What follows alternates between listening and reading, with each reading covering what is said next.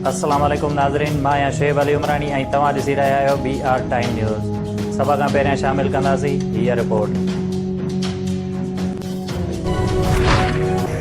करबला जे मज़लूम इमामनि जी यादि में मुल्क जे मुख़्तलिफ़ शहरनि में जुलूस ऐं मजलिसूं। कराची में मरकज़ी जुलूस हुसैनिया ईरानिया खारादर पहुची ख़त्म। रोहड़ीअ में 500 सालनि जो तारीख़ी तज़िये जो जुलूस कढियो वियो। हैदराबाद, लाड़काणो, बेरिया रोड, ठारूशाह, फैसलाबाद, गुजरांवाला ऐं मुल्क जे मुख़्तलिफ़ शहरनि में नबी करीम सल्लल्लाहु अलैहि वसल्लम जे नवासे जी शहादत जी यादि में जुलूस। मुल्तान में उस्ताद ऐं शागिर्द जा ताज़िया बरामद थिया। जुलूसनि जे रस्तनि में सबीलूं क़ाइमु कयूं वयूं। लंगर ऐं नज़र न्याज़ जो एहतमाम।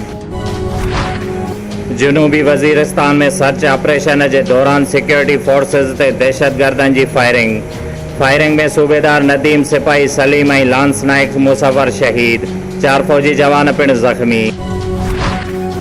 कराची में खमीस जे ॾींहुं थियल मींहं खां पोइ DHO ऐं क्लिफ्टन में जमा थियल पानी कढल मुश्किल कम थी वियो। हिन महिल ताईं कराची जे मुख़्तलिफ़ इलाइक़नि में पानी न कढियो वियो। शहरनि खे सख़्त मुश्किलातुनि खे मुंहुं ॾियणो थो पवे ऐं कुझु इलाइक़नि में बिजलीअ जी फ़राहमी अञा ताईं मुअत्तिल। शुएब अली उमरानी खे ॾींदा इजाज़त। वधीक ख़बरुनि ऐं अपडेट्स लाइ ॾिसंदा रहो BR टाइम न्यूज़।